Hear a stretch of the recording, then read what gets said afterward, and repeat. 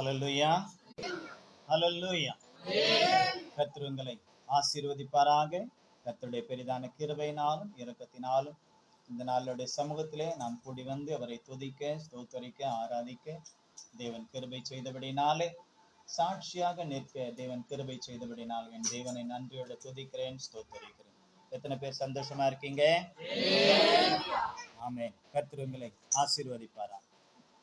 நாம் கர்த்தருடைய வார்த்தைக்கு நேராக நாம் கடந்து போகலாம். கொலோசையர் 3வது அதிகாரம், கொலோசையர் 3வது அதிகாரம் 4வது வசனம். Colossians chapter 3 verse 4.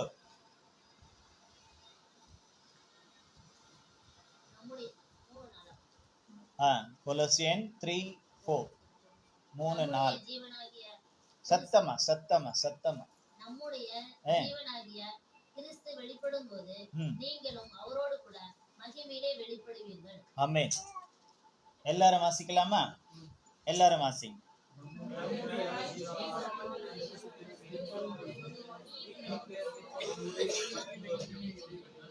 ஆமென்.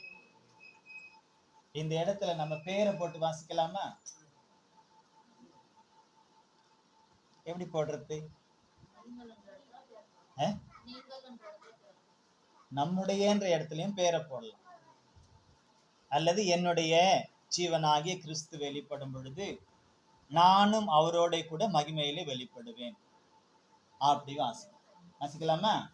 வாசிங்க. என்னுடைய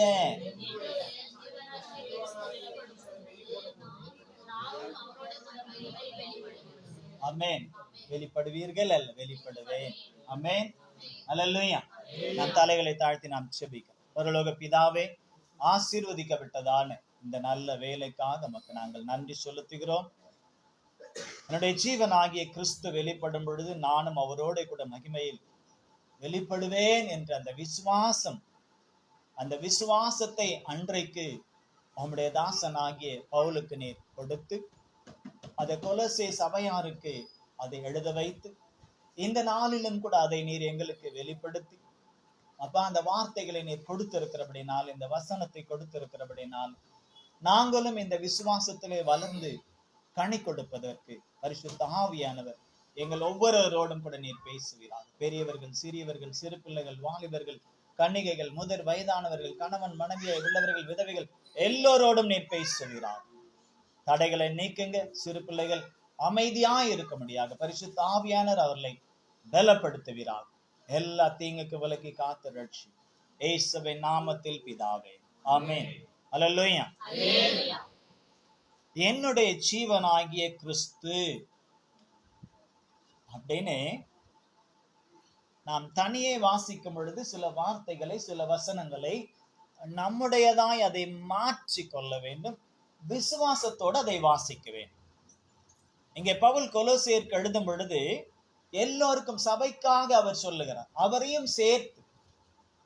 இப்ப நம்முடைய என்று நாம் வாசிக்கும் பொழுது அது என்னையும் உங்களையும் எல்லாரையும் சேர்த்து, ஆன்லைன்ல கேட்கிறவர்களையும் கேட்கப்பவர்களையும் எல்லாரையும் சேர்த்து இந்த வார்த்தை அன்றைக்கே பரிசுத்த ஆவியானவர் பரிசுத்த பவுல் மூலமாய் அதை கொடுத்தார்.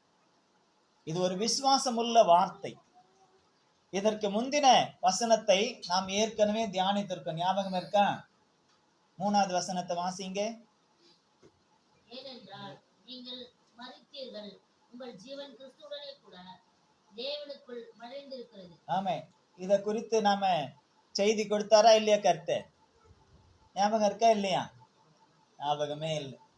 கூடவே உங்களுக்கு வேற ஒன்றும் சொல்லப்பட்டது. டெய்லி இதை அறிக்கை செய்யணும். எப்படி அறிக்கை செய்யணும்? நான் மரித்தேன், என் ஜீவன் கிறிஸ்துவுடனே கூட தேவனுக்குள் மறைந்திருக்குன்னு சொல்லிட்டு டெய்லி அறிக்கை பண்ணவும் சொன்னேன். ஆவியானவர் சொல்லி கொடுத்தார். ஆனா நம்ம பேன் இந்த காதுல வாங்கி இந்த காதுல விட்டுட்டு இன்னைக்கு நமக்கு ஒண்ணுமே தெரியாத மாதிரி உக்காந்துக்கிட்டோம். சிலதையெல்லாம் நாம் தினந்தோறும் நினைவு கூர்ந்து அறிக்கை செய்யும் பொழுது நம்முடைய விசுவாசம் நமக்குள்ளே பலப்படும். அல்லேலூயா. விசுவாசம் பலப்படும் பொழுது விசுவாசத்தினால் எல்லாம் ஆகும் என்று சொல்லப்படுகிறது. விசுவாசிக்கிறவனுக்கு இந்த வார்த்தை உங்களுக்கு வாட்ஸ்அப்ல எப்ப அனுப்புனேன்? இன்னைக்கு அனுப்புனேன். இன்னைக்கா நேத்தா? விசுவாசிக்கிறவனுக்கு எல்லாம் கூடும். இன்னைக்கா நேத்தா? இன்னைக்கா நேத்தா?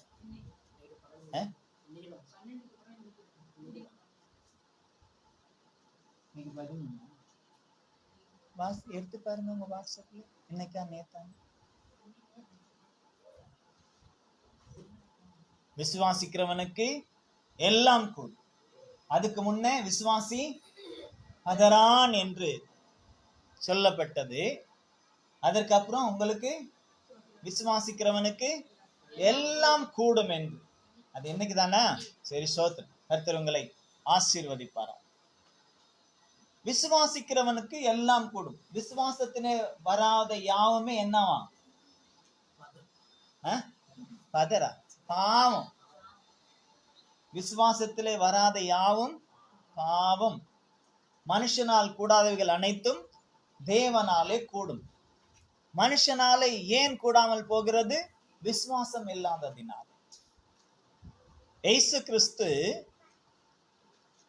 மறுரூப மலையில இருந்து அந்த அருமையான அந்த மறுரூப மலையிலே ஒரு மகிமை அடைந்த கிரைகள் எல்லாம் அவர் முடித்து தம்முடைய சீஷர்களோடு கூட கீழே இறங்கி வரும் பொழுது கீழே ஒரு பெரிய பஞ்சாயத்து போய்கிட்டு இருந்துச்சு. மேல 3 சீஷர்கள், மற்ற சீஷர்கள் எல்லாம் கீழே தான் இருந்தாங்க. அந்த கீழே இருந்த சீஷர்களோடு கூட ஜனங்களுக்கும் அவர்களுக்கும் கூட ஒரு பிரச்சனை நடந்து கொண்டிருக்கிறது. அது என்னன்னா, ஒரு வியாதியுள்ள ஒரு மகனை கொண்டு வந்திருக்காங்க, சுகமாக்க சொல்றாங்க. நீங்கள் இயேசுவனுடைய சீஷர்கள் தானே, இயேசு கூட இருந்த சீஷர்கள் தானே, இயேசு கூடவே இருக்கக்கூடிய சீஷர்கள் தானே, சுகமாக்குங்க அப்படின்னு கேட்குறாங்க. அவங்களும் ஜெபம் பண்ணி பார்க்குறாங்க, ஆனால் சுகமாக. இயேசுவும் மற்ற 3 சீஷர்களும் மலையிலிருந்து கீழே இறங்கி வரும் பொழுது எல்லாரும் அவருக்கு முன்பே ஓடி வருகிறார்கள். இயேசு கிட்ட கம்ப்ளைண்ட் வருது. ஐயா, என் மகன் இப்படிப்பட்ட வியாதியில இருக்கான், இப்படிப்பட்ட பிசாசின் பிடியில இருக்கிறான், அடிக்கடி இது அவனுக்கு ஏற்படுகிறது.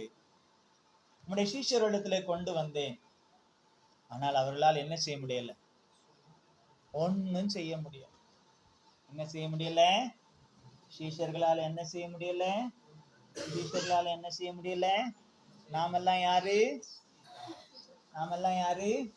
இயேசுவனுடைய நாமெல்லாம் யாரு? சீஷர்கள். ஒன்னும் செய்ய முடியல. இயேசு கூடவே தான் இருந்தாங்க, இயேசு கூடவே தான் இருக்காங்க. கொஞ்சம் கேப், அவர் மலை மேல போயிட்டு ஜெபம் பண்ணிட்டு கீழே வரதுக்குள்ள பார்த்தா கொஞ்சம் கேப் ஆயிட்டு. இயேசுவோட எத்தனையோ காரியங்களை பார்த்திருக்காங்க, செய்திருக்காங்க, எல்லாத்தையும் அனுபவிச்சிருக்காங்க. ஆனா இயேசு எப்படியெல்லாம் பிசாசை விரட்டினார்ன்றது எல்லாத்தையும் பார்த்திருக்காங்க. இயேசு நேரடியா தான் எல்லாத்தையும் செய்திருக்காங்க, மறைமுகமா எதையும் செய்யல. ஆனா இவங்களால முடியல. இயேசு அந்த வாலிபனை கொண்டு வாங்கன்னு சொன்ன உடனே, இயேசுவை பார்த்த உடனே அவனுக்குள்ள இருந்த அந்த பிசாசின் கிரியை அவனை அலக்கழிக்கிறது. அலக்கழித்து அவனை கசக்கி பிழிந்ததா. என்ன செய்ததா? கசக்கி பிழித்தனா எதை கசக்கி பிழிவோம்?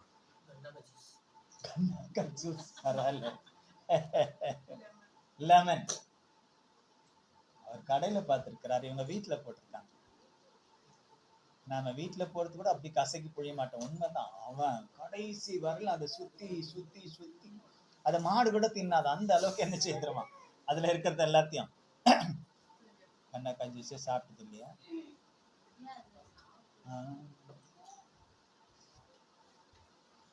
அப்படி கசைக்கு பிழிந்த பிற்பாடு அது அவனை விட்டு போனது. இப்ப சீஷர்கள் கேட்கிறார்கள், எங்களால ஏன் முடியாம போச்சு? அதுக்கு அவர் என்ன சொன்னாரு? விசுவாசம் இல்லை, விசுவாசம் இல்லைன்னு அவங்களை கடிந்து கொள்ளுகிறார். அதோடு அவர் சொல்லுகிறார், இப்படிப்பட்ட இந்த ஜாதி பிசாசுகள், பிசாசுகள்லயே சில ஜாதி பிசாசுகள் இருக்கு, இப்பவும் இருக்கு. இந்தியா முழுக்க இருக்கு ஜாதி பிசாசு. எதை சொல்றேன்னு புரிஞ்சுக்குவீங்க. புரியுதா இல்லையா?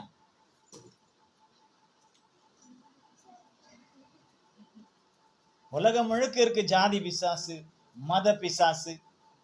யானைக்கு தான் மதம் பிடிக்கணும் பார்த்தா அது கூட அமைதியா இருக்கு.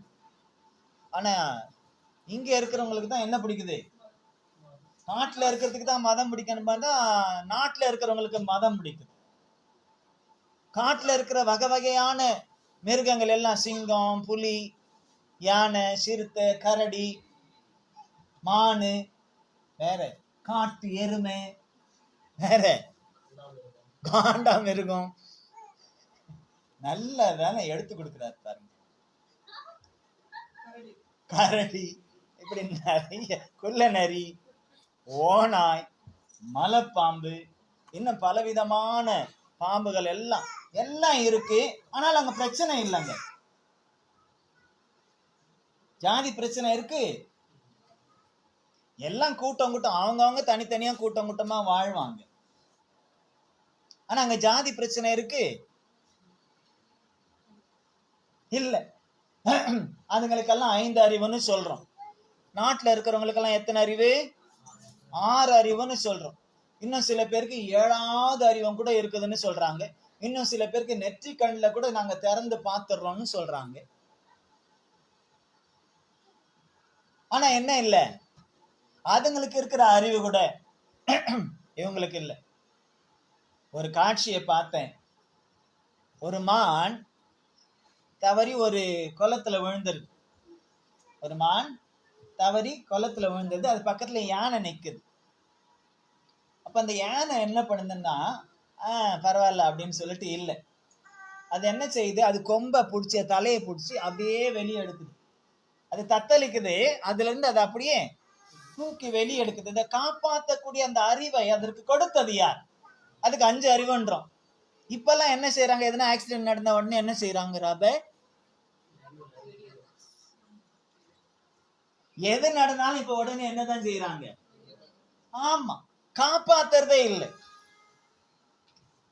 வெட்டின்னு குத்தின்னு செத்தாலும் கூட பாக்குறாங்க உடனே வீடியோ. அது ஏதோ அவங்க அதுக்கு அதெல்லாம் ஒரு லாபம் இருக்கு. அதுல கூட அத ரீல்ஸ் பண்ணி யூடியூப்ல போட்டா என்ன கிடைக்குமா? ஆமா, நமக்கெல்லாம் அது தெரிய மாட்டேங்குது. அதுக்காகவே இல்லாததெல்லாம் சொல்லி, பொல்லாததெல்லாம் சொல்லி, சொல்லாததெல்லாம் சொல்லி நிறைய காரியங்கள் செய்கின்றார்கள்.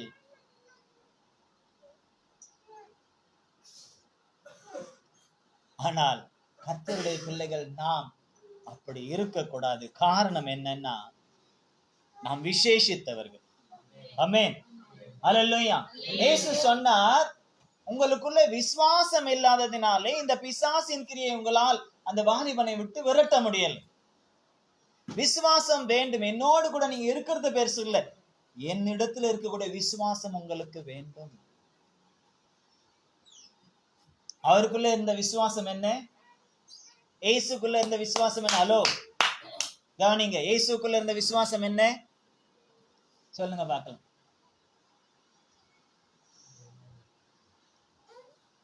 என்ன விசுவாசம் இருந்துச்சு? என்ன சொன்னீங்க? பிதா? சரியா சொன்னாங்க. நான் தனியா இல்லை, ஐ எம் நாட் அலோன். நான் தனியா இல்லை, நான் எப்படி இருக்கேன்? நானும் பிதாவும் ஒன்றாய் இருக்கிறோம். நாங்க ஒன்றாய் இருக்கிறதுனால ஜெயிக்க முடியும். அல்லேலூயா, அல்லேலூயா. எல்லா சகல சத்ருவின் கிரியைகளும் ஜெயிக்க முடியும். அப்போ இவங்க இயேசு கூட இருக்கிறேன்னு சொல்லிக்கிட்டு, அற்புதங்கள் அடையாளங்கள் எல்லாம் பார்த்துக்கிட்டு, அவர் கொடுக்கக்கூடியதான எல்லா காரியத்தையும் பெற்றுக்கொண்டு சாப்பிட்டுக்கிட்டு, அதனால என்ன இல்லை, அவர் கூட இருந்தும் கூட அவருக்குள்ளே இல்லை, அவரோடு ஒன்றிப்பு இல்லை. அதனால்தான் அவர் சொன்னாரு, இன்னும் நான் எத்தனை நாளைக்கு உங்க கூட இருப்பேன்? இன்னும் நான் எத்தனை நாளைக்கு உங்க கூட இருப்பேன்? இப்படிப்பட்ட ஜாதி பிசாசுங்க, வகை வகையான பிசாசுங்க. ஏன்னா வசனம் சொல்லுகிறது, பவுல் தான் எழுதுகின்றார், பேதுரும் அதை சொல்லுகின்றார். சில அதாவது கெர்ச்சிக்கிற சிங்கத்தை போல பிசாசானவன் எவனை விழுங்கலாமோ சுவஹா அப்படியே முழுங்கிறது. மென்னெல்லாம் சாப்பிடறதில்ல, அப்படியே முழுங்குற அந்த வலு சர்ப்பத்தின் ஆவி. மலைப்பாம்பு என்ன செய்யும்? மென்னு சாப்பிடாது, அப்படியே முழுங்கிடும். அப்படியே முழுங்கிட்டு அதுக்கப்புறம் போய் என்ன செய்யும்? அது உள்ள இருக்கிற எல்லாத்தையும் மேஷ் ஆக்கி. அப்படி எவனை விழுங்கலாமோ என்று சொல்லி கெர்ச்சிக்கிற சிங்கத்தை போல அவன் என்ன செய்யறானா? வகை தேடி வருகிறான். வகை தேடி வருகிறான். ஜெபகுமாரி கிட்ட வந்தா எப்படி வரலாம்? எதன் மூலமா வரலாம்? லிடியா கிட்ட வந்தா எப்படி வரலாம்? சுவாதி கிட்ட வந்தா எப்படி வரலாம்? ரூத் கிட்ட வந்தா எப்படி வரலாம்? ஆயுஷ் கிட்ட வந்தா எப்படி வரலாம்? எல்லாரையும் சொல்லிடுவா வேணாம், என்னையும் விட்டு வைக்க மாட்டான். என்கிட்ட எப்படி வரணும்னு அவனுக்கு தெரியும், அப்படி வருவான். நானும் மனுஷன் தானே. ஏசு கிட்ட எப்படி வரணும் அப்படி வந்தானா இல்லையா? ஏசு கிட்ட எப்படி வரணும் அப்படி வந்தானா இல்லையா? வந்தானா இல்லையா? நல்ல புள்ள போலதானே வந்தான். கெட்டவன் மாதிரியா வந்தான்? ரொம்ப பசியா இருக்கீங்க, 40 நாள் ஃபாஸ்டிங் இருந்திருக்கீங்க, அக்கறையோட வந்தான். ஆனா சில பேருடைய அக்கறை நம்மள அக்கறையே சேர்க்காது. சில பேருடைய அக்கறை நம்மள அக்கறை சேர்க்காது, மூழ்கடித்து விடும். பாசத்தோட இருக்கிற மாதிரி இருக்கு, அது வேஷம்னு தெரியாது சில நேரத்துல இல்ல. ரொம்ப பிரியமா கேட்கிற மாதிரி இருக்கு. ரொம்ப பசியா இருப்பீரு, ஏதாவது ஹாட் பேக்ல கொண்டு வந்திருக்கணும்ல, அதை விட்டுட்டு அங்க இருக்கிற கல்லை எடுத்து இன்னும் கொஞ்சம் அவரை உசுப்பேத்தி விடுறான். சில பேருக்கு அதுவும் கை வந்த கலை. இதெல்லாம் பிசாசின் கிரியைன்னு நினைச்சுக்காங்க. கை வந்த கலை. சில பேர் என்ன செய்வாங்க? அப்படி புகழற மாதிரி புகழ்ந்து புகழ்ந்து புகழ்ந்து புகழ்ந்து புகழ்ந்து அதுக்கப்புறம் என்ன செய்திருவாங்க? கீழே போட்டுருவாங்க.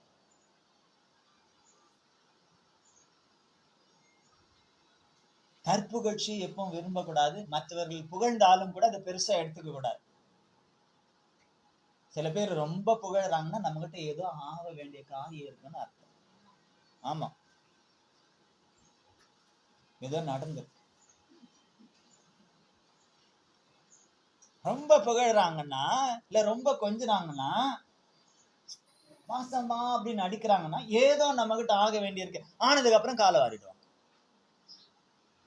அப்ப ஏசு கிட்ட வந்தா நல்ல பிள்ளை மாதிரி வந்தான். பசியா இருக்கிறீரு, 40 நாள் ஃபாஸ்டிங் போட்டு எவ்வளவு கஷ்டத்தோட தாகத்தோட இருக்கீங்க, கொஞ்சம் தண்ணி கூட நீங்க குடிக்கல. இப்ப பசி வேற, அவருக்கு உண்மையே பசி வந்துருச்சான் ஃபாஸ்டிங் முடிஞ்ச உடனே. பாருங்க, அதை இவன் பயன்படுத்திக்கிறான். ஆனா அதை பயன்படுத்தும் போது ஏதோ பாசத்தோட நேசத்தோட பிரியத்தோட அக்கறையோட மாதிரி இல்லை, அவரை ஒழிக்கிறதுக்காக அதை பயன்படுத்துறான். கிட்னில ஒரு சின்ன ஒரு 2 mm கல்லு வந்துட்டாலே வலி தாங்க முடியல. வந்திருக்கா? அனுபவிச்சவங்க தாங்க முடியல. கொஞ்சம் ஒரு சின்ன கல்லு,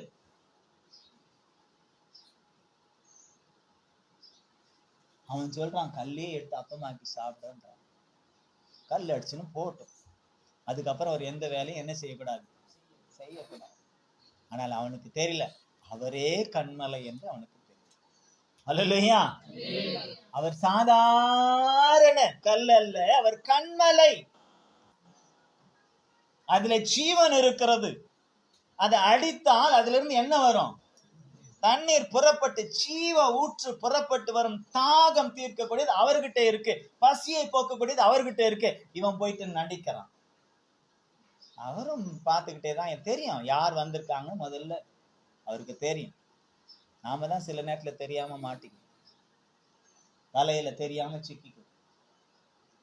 ஆனால் அவருடைய ஆவியிலே இருப்போம் என்றால், அவருடைய ஜீவன் நமக்குள்ள இருக்கும் என்று சொன்னால், நம்ம பக்கத்துல வரவங்க யாருன்றத நம்மளால உணர முடியும். நம்ம ஆவியில இருப்போம்னா பக்கத்துல வரவங்க யாருன்றத நம்மளால உணர முடியும்.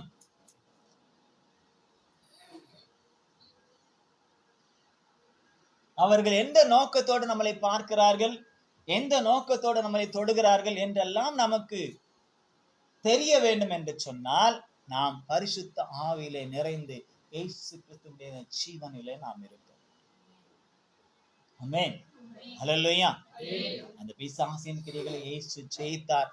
எப்படி ஜெயித்தார்? அவர் பிதாவோடு ஒன்றித்திருந்தார். ஆமென். நான் தனியா, அவன் நினைச்சான் அவர் தனியா இருக்கிறாரு, மாம்சத்துல வந்து இயேசு தானே, மயக்கெல்லாம் என்னென்னமோ மாயாஜாலம் எல்லாம் பண்ணி பார்த்தான். கடைசி உலகத்தையே கொடுக்கறான்னா, அவருக்கு தெரியும் இந்த உலகத்துக்கு அதிபதி நான் தான்டா, இதை உருவாவதற்கு முன்பே நான் இருந்தேன், நீ என்னமோ புதுசா கொண்டு வந்து என்கிட்ட பாலை காட்டுற. இந்த பால் உருவாவதற்கு முன்பே நான் இருந்தேன், அதை உருவாக்கும் போது நான் இருந்தேன். பாலை உண்டாக்கணவங்கிட்டே, அதை பார்த்தவங்கிட்டே வந்து இந்த பால் உனக்கு தான் சொன்னா எப்படி இருக்குது? பிரிட்டானியா பிஸ்கெட் எடுத்துன்னு போயிட்டு அந்த பிரிட்டானியா கம்பெனிக்காரனுக்கே கொடுத்து நல்லா இருக்கா பாரு, சாப்பிட்டு பாருன்ற மாதிரி இருக்கு இல்ல? பிரிட்டானியா தெரியல, எங்களுக்கெல்லாம் பார்லேஜி தான் தெரியுமா? இங்க அதுதான் ஃபேமஸ் இல்ல? மேரி பிஸ்கெட், இல்லைன்னா பட்டரு, டோஸ்ட், காரி.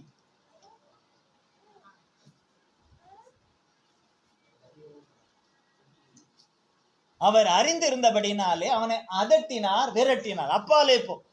அதுக்கப்புறம் அப்பால போனோம், அதுக்கப்புறம் பக்கத்துல வரல, ஆனா தூரத்துல இருந்தே கிரியை செய்து கொண்டிருந்தான். அல்லேலூயா. நாம் எவ்வளவுதான் ஆவியில நிறைஞ்சு, ஆவியில நாம அபிஷேகத்துல நிறைஞ்சு, அக்னியில நிறைஞ்சு அவனை விரட்டி இருந்தாலும், ஆனால் தூரத்துல இருந்து நம்மளை கவனித்து கொண்டே இருப்பான். நாம் செய்யக்கூடிய காரியங்களுக்கெல்லாம் குற்றத்தை கண்டுபிடித்து கொண்டே இருப்பான். ஆனால் அதை நாம் பொருட்படுத்த கூடாது. நல்லா கேட்டுக்கங்க. இயேசு நமக்குள்ள ஜீவனாய் இருக்கிறார்னு சொன்னா, இயேசு எப்படி இருந்தார் அப்படி நாம் இந்த உலகத்திலே நம்மை பிரதிபலிக்க வேண்டும். ஆமென். அல்லேலூயா. நம்முடைய ஜீவனாகிய கிறிஸ்து வெளிப்படும் பொழுது நீங்களும் அவரோடு கூட மகிமையிலே வெளிப்படுவீர்கள் என்று சொன்னா, இயேசு எப்படி அவருடைய ஜீவன் எப்படி, இயேசு எப்படி இருந்தார் அல்லது எப்படி இருக்கிறார் என்பதை நாம் அறிந்தால்தான் அவர் வெளிப்படும் பொழுது அவரோடு கூட நாம் வெளிப்பட முடியும். ஆமென். அல்லேலூயா. அவர் வரும்போது எங்க இருந்தாலும் வெளிப்பட முடியும். நான் ஏற்கனவே உங்களுக்கு நான் சொல்லியிருக்கேன், கல்லறைக்குள்ள போனாலும் கூட அவர் வெளிப்படும் பொழுது அவருடையவர்கள் முதலாவது வெளிப்படுவார்கள். அவருடைய ஜீவன் இருந்துச்சுன்னு சொன்னா கண்டிப்பா அவர் வரும் பொழுது அந்த ஜீவனை அவர் என்ன செய்வார்? கொண்டு வருவார். அது அவருடையது. அப்ப அவரை போல நம்முடைய ஜீவனாகிய கிறிஸ்து என்று சொல்லப்படுகிறது. நமக்குள்ள இருக்கிறது ஜீவன் யாருடையது? அதை முதல்ல நாம விசுவாசிக்கணும். எனக்குள்ள இருக்கக்கூடிய அந்த ஜீவன், எனக்குள்ள இருக்கக்கூடிய இந்த ஜீவாத்மா, எனக்குள்ள இருக்கக்கூடிய இந்த ஜீவாவி, ஏன் இந்த சரீரமும் கூட அது எனக்கு சொந்தமானது அல்ல, அது இயேசுவுக்கு சொந்தமானது. எனக்குள் இருக்கக்கூடிய ஜீவன், இந்த சரீரத்தில் இருக்கக்கூடிய அந்த ஜீவன், அது இயேசுவுக்கு சொந்தமானது. அப்ப இயேசுவுக்கு சொந்தமான அந்த ஜீவனை நாம் துக்கப்படுத்தவோ, கரைப்படுத்தவோ, வேதனைப்படுத்தவோ, சஞ்சலப்படுத்தவோ கூடாது. ஆமென். எப்படி அவரை துக்கப்படுத்த முடியும்? எப்படி அவருக்கு வேதனையை கொடுக்க முடியும்? எப்படி அவருக்கு சஞ்சலத்தை கொடுக்க முடியும்னா, இந்த மாம்சத்திலே அவருக்கு விரோதமான காரியங்களை செய்யும் பொழுது, அவருக்கு பிரியமில்லாத காரியத்தை செய்யும் பொழுது. ஏன்னா பிசாசு என்ன செய்வான்? அப்பாலே போன்னு சொன்னாலும் கூட போயிடுவான். ஆனா தூரத்துல இருந்து நம்மள என்ன செய்வான்? வாட்ச் பண்ணிக்கிட்டே இருப்பான். தூரத்துல இருந்து நம்மள என்ன செய்வான்? பக்கத்துல வர பயம்தான். தூரத்துல பார்க்கும் போதே இயேசுவை குறித்தோம், அதுக்கப்புறம் பயந்தானா இல்லையா? ஐயோ, தூரத்துல வரும்போது இயேசுவே, நசரேயனாகிய இயேசு உமக்கும் எனக்கும் என்ன, என்னை வேதனைப்படுத்தாதபடிக்கு தேவன் பேரில் ஆணைன்னு தேவனை நடுவுல நிறுத்தான். பயந்து போயிட்டு அவ்வளவு பயம். அவர் ஒரே முறைத்தான் விரட்டினார், தூரமா போயிட்டான். ஆனா தூரத்துல இருந்து பிரச்சனை பண்ணிக்கிட்டே தான் இருந்தான். அது அவர் கண்டுக்கவே இல்லை. கடைசியில கூட சொன்னாரு, அவர் கடைசியில கூட சிலுவையை ஏற்றுக்கொள்ளும் பொழுது கூட அவர் சொன்னாரு, இதோ இந்த உலகத்தின் அதிபதி வருகிறான், அவனுக்கு என்னிடத்திலே ஒன்றும் இல்லை, ஏன்னா எனக்குள் இருப்பது பிதாவின் ஆவியானவர். அல்லேலூயா. எனக்குள்ள இந்த மாம்சத்திலே வெளிப்பட்ட வார்த்தையாக எனக்குள்ள இருப்பது அவருடைய ஜீவன். நான் தனித்திறன். அதே போல நமக்குள்ள மாம்சத்திலே வெளிப்பட வைத்த தேவனுடைய ஆவி, அந்த ஜீவனுள்ள ஆவி, அந்த கிறிஸ்துவின் ஆவி, அந்த கிறிஸ்துவனுடைய ஜீவன் நமக்குள்ளே இருக்கிறது. அல்லேலூயா. இதை நாம் விசுவாசிக்க டெய்லி எழுந்து அறிக்கை செய்யணும். இந்த ஜீவன் உம்முடையது. ஆமென். அல்லேலூயா. செய்வீங்களா? டெய்லி காலையில எழுந்து முதல் வேலையா பல்ல கூட தேய்க்க வேண்டிய அவசியம் இல்லை. ஏசு ஒன்னும் சொல்ல மாட்டேன். எழுந்த உடனே இது உம்முடைய ஜீவன், உம்முடைய சித்தம் இந்த ஜீவனிலே நிறைவேறும். நைட்டு படுக்கும் பொழுதும் இது உம்முடைய ஜீவன், இரவிலே அதை நீர் பாதுகாத்து. கவலை வரும். இயேசு சிலுவையில இருக்கும்போது தன்னுடைய ஜீவனை என்ன செய்தார்? அவரு சேஃபா ஒருத்தர்கிட்ட கொடுத்தார். யார்கிட்ட கொடுத்தாரு? யாருடைய ஜீவன் அவருக்குள்ள இருந்தது அவர்கிட்டயே அதை டிரான்ஸ்பர் பண்ணிட்டார். செய்தாரா இல்லையா? பிதாவை உம்முடைய கருத்துல நின்ற ஆவியை ஒப்பு கொடுக்கிறேன். கொடுத்த உடனே என்ன ஆச்சு? அவர் எடுத்துக்கிட்டாரு. உடனே என்னாச்சு? சரீரம் ஒண்ணும் இல்லாம போச்சு. எல்லாருக்கும் ஆச்சரியம், இவ்வளவு சீக்கிரம் இறந்துட்டாரா? அவர் இறக்கலங்க, டிரான்ஸ்பர் பண்ணிட்டார். ஹலோ, அவர் இறக்கல. வெளி தோற்றத்திற்கு இறந்ததை போல இருக்கிறது அந்த சரீரம், இறந்ததை போல இருக்கிறது. ஆனால் அதுல என்ன இல்லை? அதுல இருந்த பிதாவினுடைய அந்த ஆவி, அந்த பிதாவினுடைய அந்த ஜீவன் என்ன செய்துட்டார்? அவர்கிட்டே கொடுத்துட்டார். ஹலோ, புரியுதா இல்லையா? என்ன புரியுது சொல்லு, என்ன புரியுது சொல்லு, என்ன புரிஞ்சுதா சொல்லு.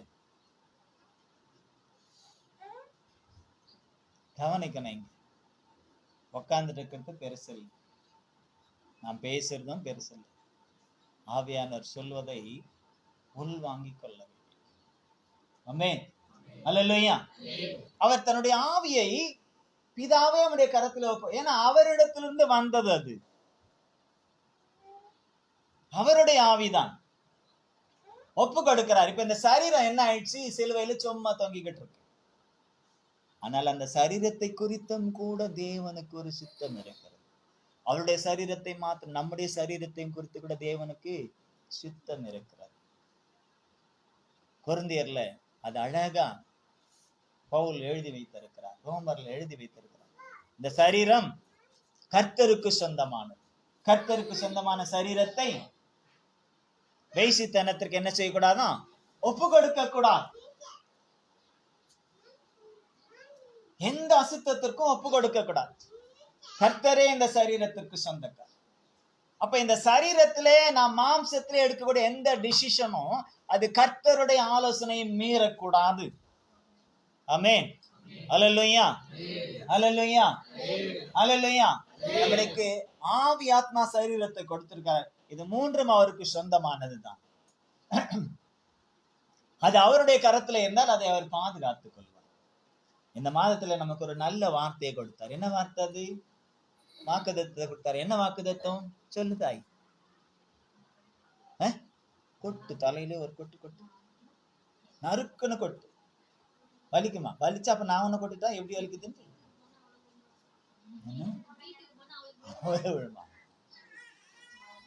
எப்படி மறக்க முடியும்? எப்படி மறக்க முடியும்? எத்தனை நாள் ஆச்சு? போன வருஷம் உங்க அம்மா திட்டம் ஞாபகம் இருக்குதா? சும்மா சொல்லக்கூடாது, ஞாபகத்துக்கு திடீர்னு வரும். அப்ப சொன்னேன்ல, திடீர்னு தான் வரும். அது வந்துடும் இல்ல. இப்ப இது வர மாட்டேன்னு அவளுக்கு, ஜெபகுமாரிக்கு மாத்திரம், எல்லாருக்குமே அப்படித்தான்.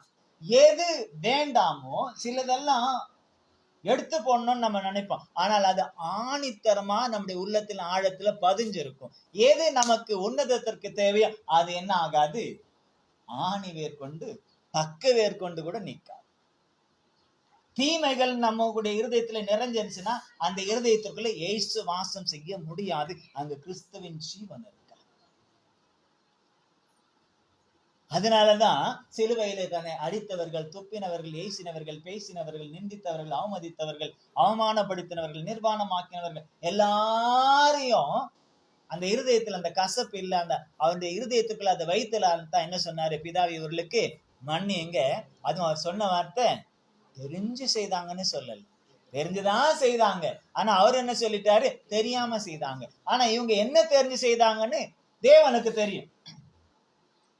ஆனால் இயேசுவுக்கு தெரிஞ்சது இவங்க தெரியல. நான் தான் வந்த மேசியான்னு இவங்களுக்கு தெரியல, நான் தான் இவர்களுக்கு ரட்சகர்னு தெரியல. அதனால தெரியாம செஞ்சுட்டாங்கப்பா, மன்னி. ஆமென். அல்லேலூயா, அல்லேலூயா. அப்போ அந்த வார்த்தையை தேவன் அன்றைக்கு கொடுத்து இந்த மாதத்துல கொடுக்கும் பொழுது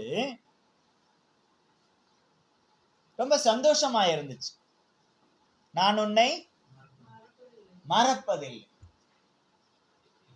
அதுக்கப்புறம் அடுத்த நாள் நான் கேலண்டரை புரட்டுறேன், முதல் தேதி ஆயிடுச்சு அப்படின்னு அடுத்த நாள் 1ஆம் தேதி நைட்டு உங்களுக்கு கொடுத்துட்டேன்னா, நைட்டு அடுத்த நாள் புரட்டுறேன், அதுலயும் பார்த்தா நீ என்னால் மறக்கப்படுவதில்லைன்னு தான் இருந்துச்சு. உண்மையில நான் கேலண்டரை பார்க்கவே இல்லை. பார்க்கும்போது சந்தோஷம் ஆயிடுச்சு, பரவாயில்ல, கேலண்டர் நம்ம அடித்த கேலண்டர்ல அதுதான் இருக்கு. உண்மையிலே பார்க்கல, ஆனால் தேவன். ஆனா அந்த வசனம் வேறு, நமக்கு முதல் கொடுத்த வசனம் வேறு. நமக்கு கொடுத்த வசனம் எதுல மறக்கப்பட்ட? 49:15. சரி,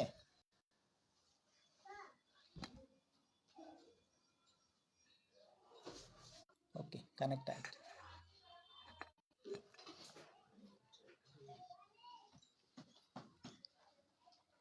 கர்த்தருடைய நாமம் மகிமைப்படுவதாக. தேவன் எவ்வளவு நல்லவராய் இருக்கிறார்னு பாருங்க. அப்ப அவருடைய ஜீவன் நமக்குள்ள இருக்கும் பொழுது,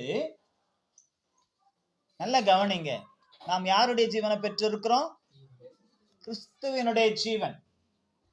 அப்ப இந்த கிறிஸ்துவனுடைய ஜீவன் நமக்குள்ள இருக்குதுன்னு சொன்னா, அந்த கிறிஸ்துவுக்குள்ள இருந்த அத்தனை விதமான கிரியைகளும் சுபாவங்களும் நமக்குள்ள இருக்கு.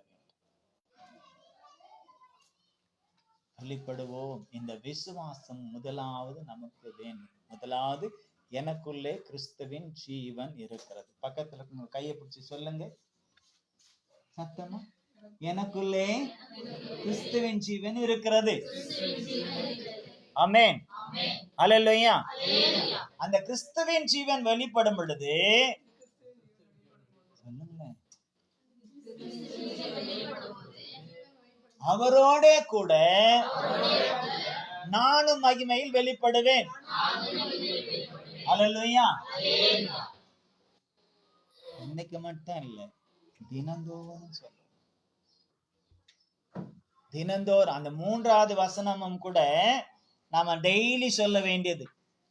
என் ஜீவன் கிறிஸ்துவுடனே கூட தேவனுக்குள் மறைந்திருக்கிறது. நோட் பண்ணி வச்சுக்கோங்க. கொலோசியர் 3:3 என் ஜீவன், உங்கள் ஜீவன் இருக்கு இல்லையா, அதை எப்படி சொல்லணும்? என் ஜீவன் கிறிஸ்துவுடனே கூட தேவனுக்குள் மறைந்திருக்கிறது. இந்த விசுவாசம் நமக்கு இருந்துச்சுன்னா, ஐயோ எனக்கு ஏதாவது நடந்துருமோ, யாரும் இல்லை, இந்த நேரத்துல எனக்கு ஏதாவது நடந்துருமோ, ஏதாவது என்னை எடுத்துட்டு போயிருமோ, பிடிங்கிட்டு போயிருமோ, அப்படி பண்ணிடுமோ, இப்படி பண்ணிடுமோ, பிசாசு எடுத்துருவானோ, ஜீவனை பிடிங்கிடுவானோ அப்படின்லாம் நாம பயப்பட வேண்டிய அவசியம் இருக்காது. ஏன்னா நம்முடைய விசுவாசம் நம்மை ஜெயிக்க வைக்கும். ஆமென், அல்லேலூயா. சில நேரத்துல பயம் வருதா இல்லையா? தனிமையில இருக்கும் பொழுது சில பிரச்சனைகள் வரும்போது பயம் வருதா இல்லையா? முதல்ல உயிர் பயம் தானே வருது, வருதா இல்லையா? அப்பதான் நமக்கு எல்லாம் தோணும், ஐயோ பிள்ளைங்க இருக்குது, என்ன செய்யறது, விட்டுட்டு போயிட்டா என்ன ஆகும்? அந்த பயம் வரும்போது பிள்ளைங்க ஞாபகம் வரும், வீட்டு ஞாபகம் வரும் இல்ல? வர்றதுனால என்ன பிரயோஜனம்? லோத்தின் மனைவிக்கு அப்படித்தான் வந்துச்சு. தேசத்தை அழிக்க போறார், சோதம் குமார அழிக்க போறார். அவர் சொல்றாரு, நிக்காத, திரும்பி பார்க்காத, ஓடிடு, ஜீவன் தப்ப ஓடிடு, திரும்பி பார்க்காத என்றார். எப்படி முடியும்? என் வீடு, என் வாசல், என் சொத்து, ஏக்கர் கணக்குல இருக்கிற மாந்தோப்பு, தென்னந்தோப்பு, வயல்ல. ஹலோ, இங்க மகாராஷ்டிரால இருந்துகிட்டு நாமளும் ஊர்ல இருக்கிறதையே நினைச்சுக்கிட்டு இருந்தோம்மா. லோத்தின் மனைவியே நினைச்சோம். தப்பு இல்லை, நம்மள பாதுகாக்கணும், தப்பு இல்லை. ஆனால்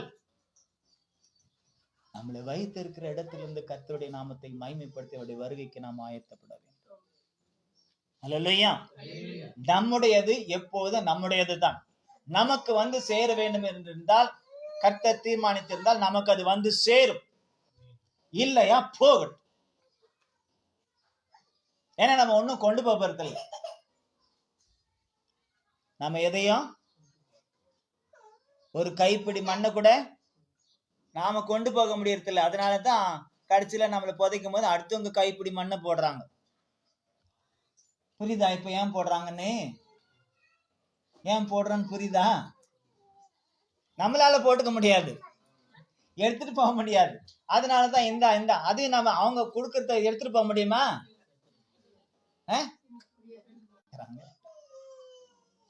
அதுக்கு ஒரு 5000 ரூபாய் கட்டணும். இப்ப எவ்வளவு இன்க்ரீஸ் பண்ணிருக்காங்கன்னு தெரியல இந்த வருஷம்.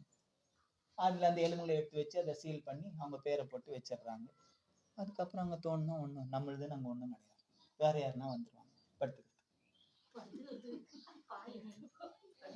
பாய் இல்ல, பெட்டியில படுத்துக்கிறாங்க. அழகா பெட்டி செய்யறோம் இல்லையா, புதுசு வேற இல்ல. வருஷம் வருஷம் எந்த பிரச்சனையும் இல்லை. அவங்க வந்தாங்களா போட்டாங்களா முடிஞ்சிடுச்சு. அதோட திரும்பி என்ன செய்யறதில்ல, அவங்க வருதே இல்லை. அவங்க விசுவாசம் வேற. ஆனா சில பேர் இருக்காங்க, அப்பப்போ வந்து எங்க உயிரை வாங்குறாங்க. இதை செய், அதை செய், இதையும் அப்படி செய்யல, இதையும் அப்படி செய்யல, அதுல செடி வேற நட்டு வச்சுட்டு போறாங்க. 6 மாசத்துக்கு அப்புறம் எந்த செடி இருந்தாலும் புடுங்கதான் வேண்டி இருக்குது.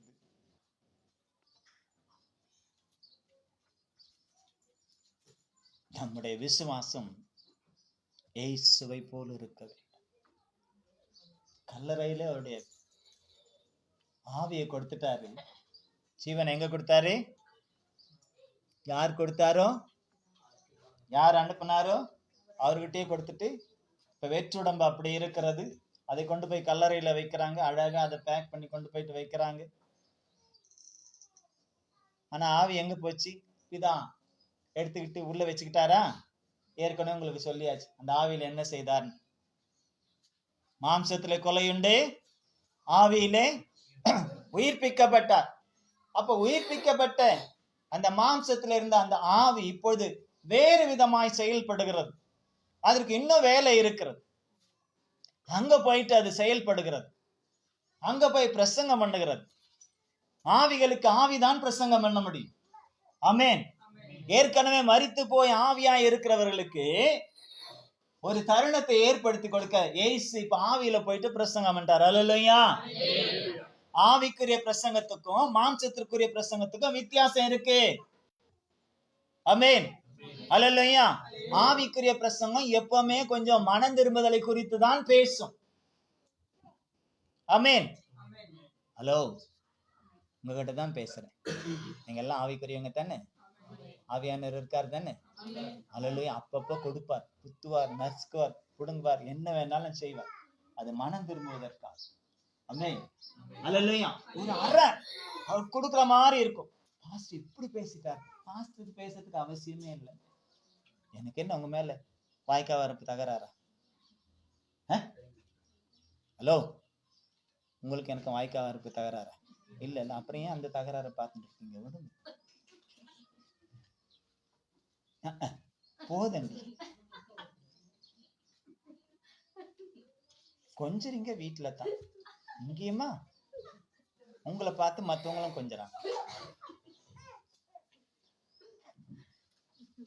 சோத்திரம். அவங்க வேலையை பார்க்கட்டும். பார்த்துருக்கோம். ஆனா துவைச்சது தான் இல்லை. இப்ப கொடுத்து பாரு துவைக்கிறதுக்கு, உடம்பெல்லாம் கிளியர் ஆயிட்டு பாரு.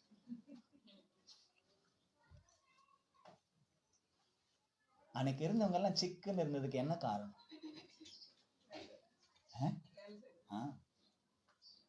எல்லாம் எக்ஸசைஸ்.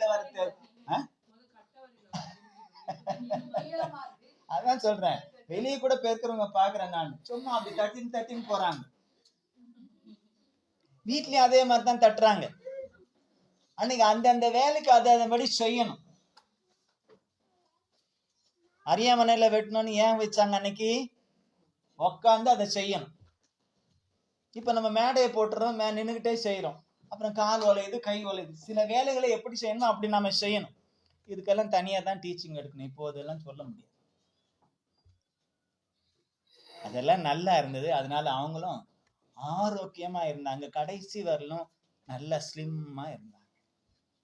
அதுல ஒரு சிலர் தான் கொஞ்சம், சில பேருடைய உடல் வாகு அப்படி இருந்தது. ஆனாலும் நல்ல வேலை செய்வாங்க பாருங்க. எங்க பாட்டியெல்லாம் நல்லா இருப்பாங்க. எங்க அம்மா பெத்த அம்மா நல்ல குண்டா இருப்பாங்க. ஆனா அவங்க பெரிய மூட்டை சுமந்துட்டு வருவாங்க. நிலக்கடையில இருந்து புளியங்கொட்டையை கூட வறுத்து எடுத்துட்டு வருவாங்க. அந்த பொரிவெல்லங்காய் உருண்டை,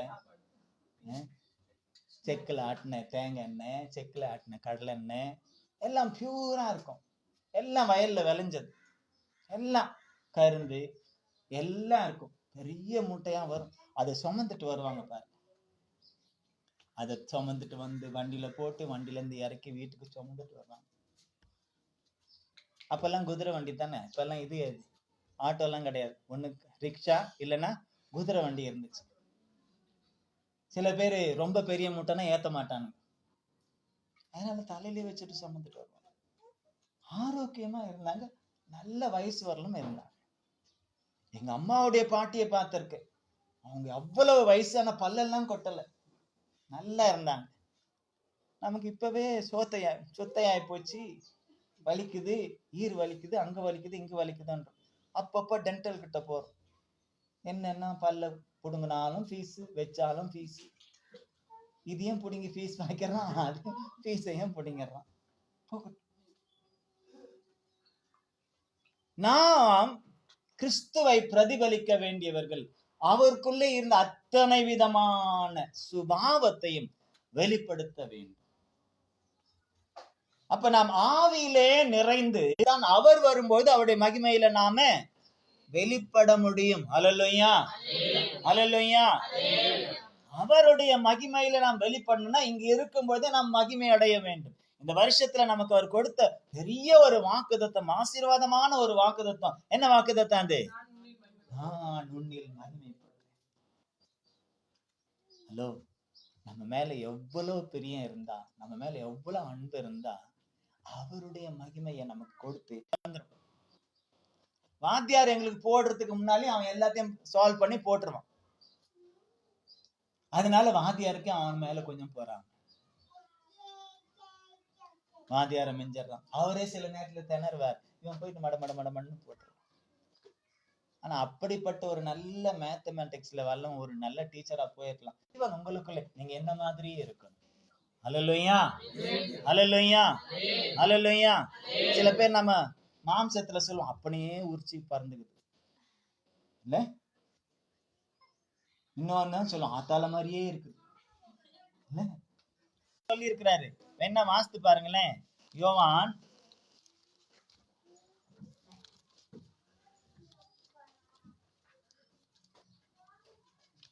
14வது அதிகாரம் 12வது வசனத்தை. ஜான் 14:12. சீக்கிரம் 14:12. மெய்யாகவே மெய்யாகவே நான் உங்களுக்கு சொல்லுகிறேன், நான் என் பிதாவினிடத்திற்கு போகிறபடியினால் என்னை விசுவாசிக்கிறவன் நான் செய்கிற கிரியைகளை தானும் செய்வான்.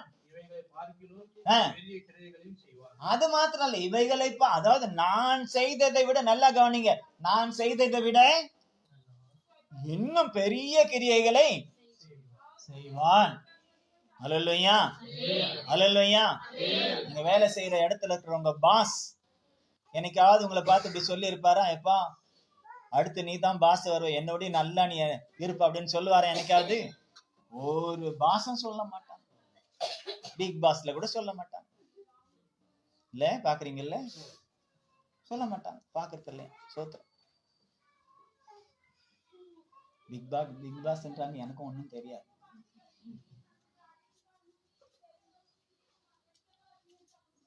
ஆனால் இயேசுவை பாருங்கள், வேறு இந்த பூமியில யாரும் சொல்லாத ஒன்றை செய்தவரும் சொன்னவரும் செய்கிறவரும் செய்து கொண்டு இருக்கிறவரும் இன்னும் இருக்கிறவரும் வரப்போகிறவரும் இயேசு கிறிஸ்து மட்டுமே. அல்லேலூயா. கரங்களை தட்டி நாம் தேவனுடைய நாமத்தை நாம் மகிமைப்படுத்துவோம். அவர் சொல்லுகிறார், என்னை விசுவாசிக்கிறவன் நான் செய்ததையும் செய்வான், இதை விட இன்னும் பெரிய காரியங்களையும் கிரியைகளையும் அவன் செய்வான்.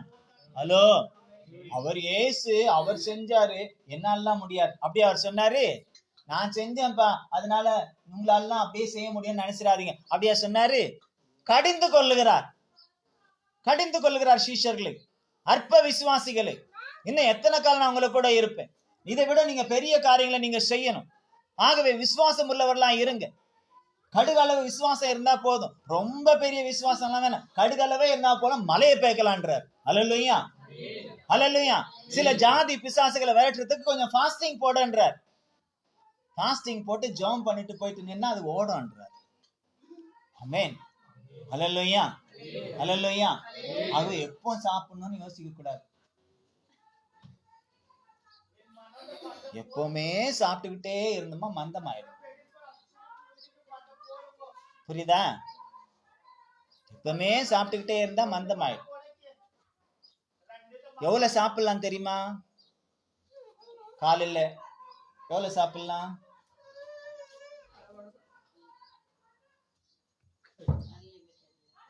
அன்லிமிட்டடா?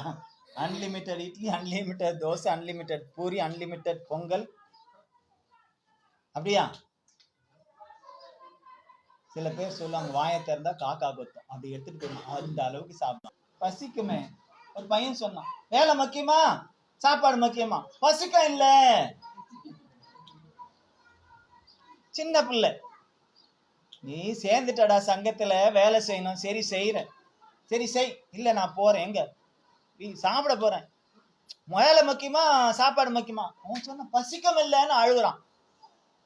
பசிக்கம் இல்லை, நம்மளுக்கும் பசிக்குது, மண்ணையாவது பாஸ்டர் பசிக்குது, போய் தான் செய்யணும். பரவாயில்ல, சாப்பிடணும்.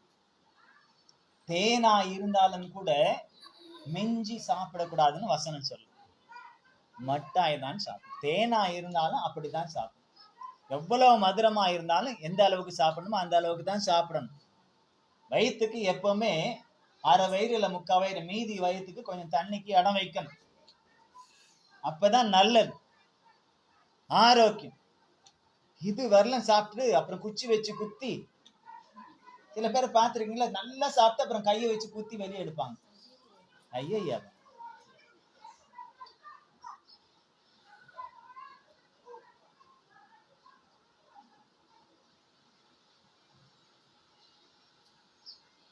நான் அளவாய் சாப்பிட்டால் வளமாய் வாழ. அம்மே ஞாபகத்துல வச்சுக்க. 3 நேரம்னு சொல்லப்படும். அந்த 3 நேரமும் அளவாதான் இருக்கும். சரி, அளவா 3 நேரம் எடுத்துட்டு நடுவுல வேற அதையும் ஜாஸ்தி எடுத்துடக்கூடாது. ஜாக்கிரதையா இருக்கு. சரீரத்துக்கு சில விஷயங்களை அதுவே சொல்லும். சிலதை ஏற்றுக்கொள்ளும், சிலதை ஏற்றுக்கொள்ளாததை கொஞ்சம் ஒதுக்கி வைக்கணும். அதுவே சொல்ல நமக்கு செய்கையிலே அந்த சிம்டம்ஸ்லாம் நமக்கு சொல்லிக் கொடுக்கும். கொஞ்சம் ஒதுக்கி வைக்கணும். மறுபடியும் அது கேட்கும். சில நேரத்துல நீங்க உணர்ந்திருக்கீங்களா என்ன, சில நேரத்துல ஊர்க்கா நல்லா கேட்கும், சில நேரத்துல ஊர்க்காவே தொடவே பிடிக்காது. சில நேரத்துல ஊர்க்கா கேட்கும், சில நேரத்துல ஊர்க்காவே பிடிக்காது.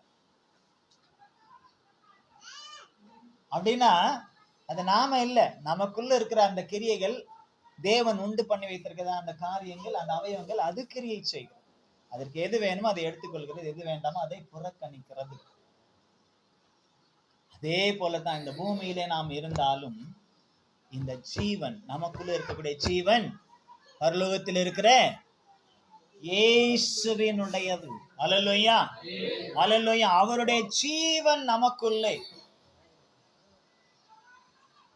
அவருடைய ஜீவன் நம்முடைய ஜீவன்.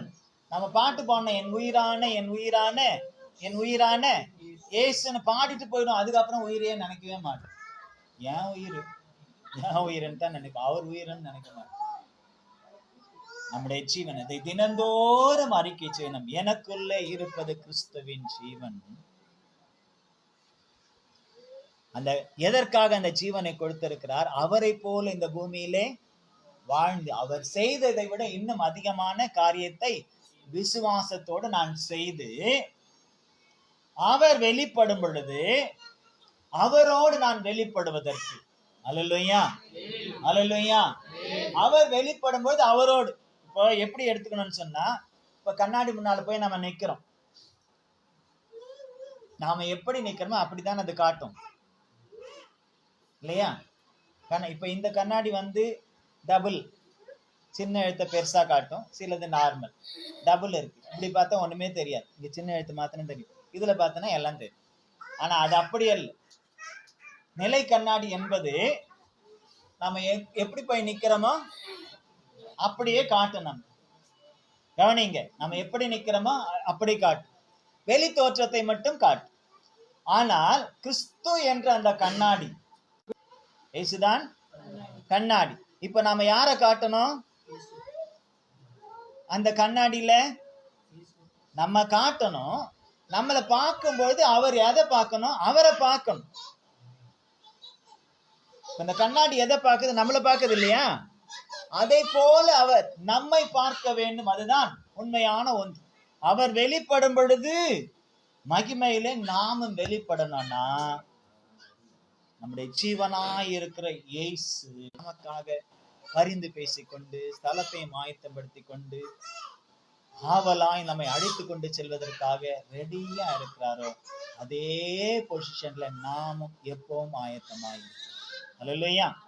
வீட்டுல இருந்தாலும் ஆயத்தம், ரோட்ல நடந்தாலும் ஆயத்தம், வேலை ஸ்தலத்துல இருந்தாலும் ஆயத்தம், கம்ப்யூட்டர்ல இருந்தாலும் ஆயத்தம், தூங்கி கொண்டிருந்தாலும் ஆயத்தம், துணி துவைச்சு கொண்டிருந்தாலும் ஆயத்தம், பாத்திரம் கழுவிட்டு இருந்தாலும் ஆயத்தம், கொலையில சோறு கொதிச்சுக்கிட்டு வெந்துச்சா வேகலையான்னு பார்த்து கொண்டிருந்தாலும் ஆயத்தம்னு எல்லா நேரத்திலும் அந்த சிந்தையிலே நாம் இருக்கிறோம்.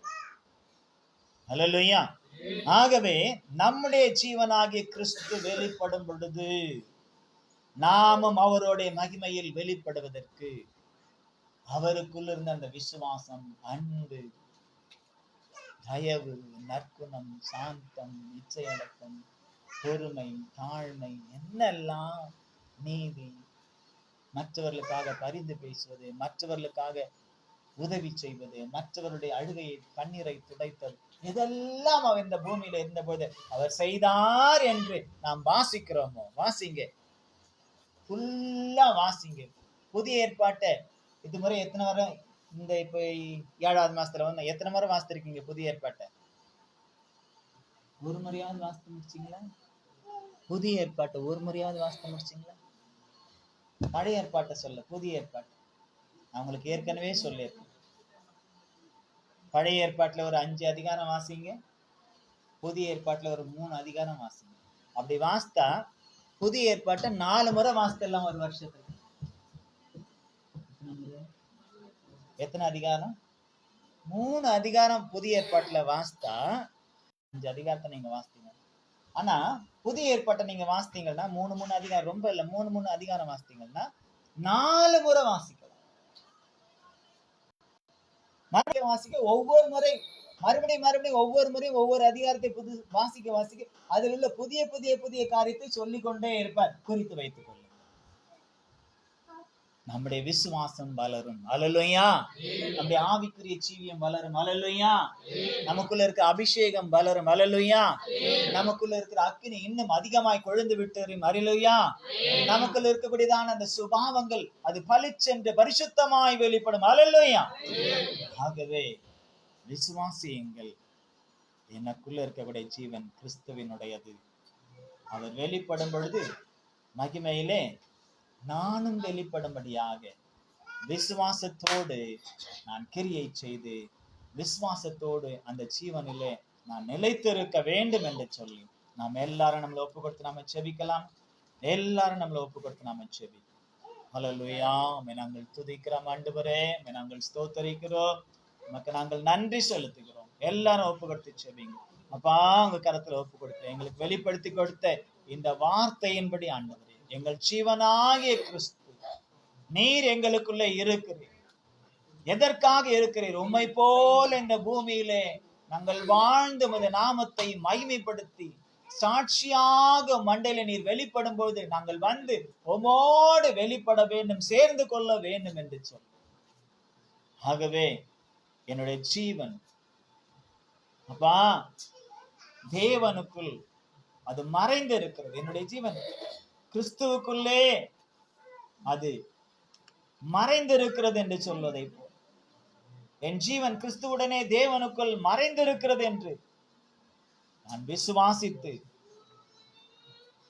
எனக்குள்ள இருக்கக்கூடிய அந்த ஜீவனாகிய கிறிஸ்து பரத்திலிருந்து வெளிப்படும் பொழுது அவர் எந்த மகிமையிலே வெளிப்படுகிறாரோ அதே மகிமையில நான் அவரை எதிர்கொண்டு அவரோடு கூட இணைந்து கொள்ள எனக்கு கிருபை தாங்க. என்னுடைய பிள்ளைகள் எல்லோருக்கும் கிருபை தாங்க.